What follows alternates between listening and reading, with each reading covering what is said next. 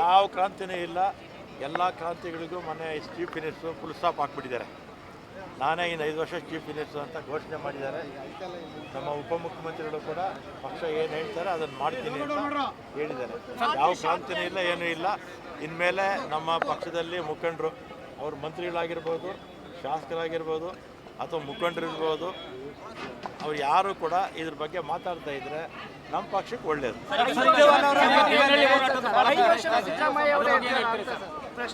ಅದ್ರ ಬಗ್ಗೆ ಮೊನ್ನೆ ಮುಖ್ಯಮಂತ್ರಿಗಳು ನಿನ್ನೆ ಅಲ್ಲ ಮೊನ್ನೆ ಇರಬೇಕು, ಆ ರೈತನೆಲ್ಲ ಕರೆದು ಮಾತಾಡಿದ್ದಾರೆ. ತೀರ್ಮಾನ ನಾಳೆ.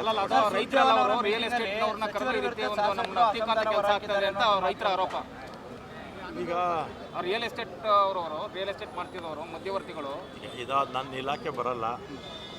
ಅದರಿಂದ ಮನೆ ಮುಖ್ಯಮಂತ್ರಿಗಳು MB ಪಾಟೀಲ್ರು ಅಲ್ಲಿ ಅವರ ಪ್ರತಿನಿಧಿಗಳ ಜೊತೆ ಮಾತಾಡಿದ್ದಾರೆ. ಈಗ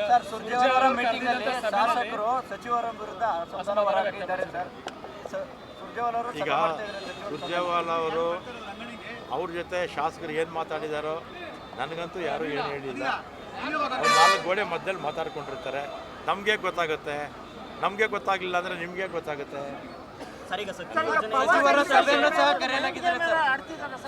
ಶಿವಕುಮಾರ್ ಅವರು ಮೈಂಡ್ ಗೇಮ್ ಆಡ್ತಿದ್ದಾರೆ ಅಂತ, ತುಂಬಾ ಶಾಂತಿಯಾಗಿದ್ದಾರಲ್ಲ, ಮೈಂಡ್ ಗೇಮ್ ಆಡ್ತಿದ್ದಾರೆ DK ಶಿವಕುಮಾರ್ ಅಂತ.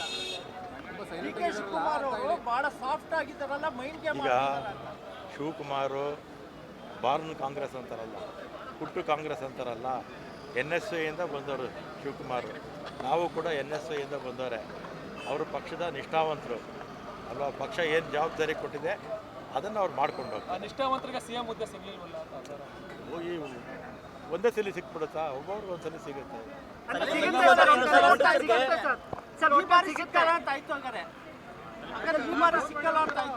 ನನಗೆ ಗೊತ್ತಿಲ್ಲಪ್ಪ. ಹೊರಗಿನಿಂದ ಬಂದವರು 2 ಸಲ CM ಆದ್ರು. ಈಗ ಸಮುದ್ರ ಇದ್ದಂಗೆ ಕಾಂಗ್ರೆಸ್ ಹೊರಗಿನಿಂದನೂ ಬಂದವ್ರಿಗೂ. ಈಗ ಯಾಕೆ ಹೊರಗಿಂದ ಬಂದರು ಅಲ್ವಾ?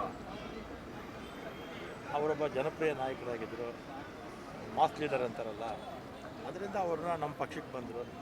ಏನು ಜನಕ್ಕೆ ಒಳ್ಳೇದು ಮಾಡಿದ್ದಾರೆ ಇಲ್ವೋ ಸಿದ್ದರಾಮಯ್ಯ ಅವರು ಬಂದ ಮೇಲೆ ಅಲ್ವಾ? ಅದೇ ಕಷ್ಟದ ಸಂದರ್ಭದಲ್ಲಿ ಪಕ್ಷದ ಕೈ ಹಿಡಿದವ್ರಿಗೆ ಬರುತ್ತೆ, ಎಲ್ಲ ಒಂದು ಕಾಲ ಬರುತ್ತೆ. ನನಗೆ ಗೊತ್ತಿಲ್ಲಪ್ಪ. 4 ಗೋಡೆ ಮಧ್ಯದಲ್ಲಿ ಡೆಲ್ಲಿನಲ್ಲಿ ಏನಾಯ್ತೋ ನನಗೇನು ಗೊತ್ತಿಲ್ಲ. ನನಗೇನು ಕೇಳಬೇಡಿ.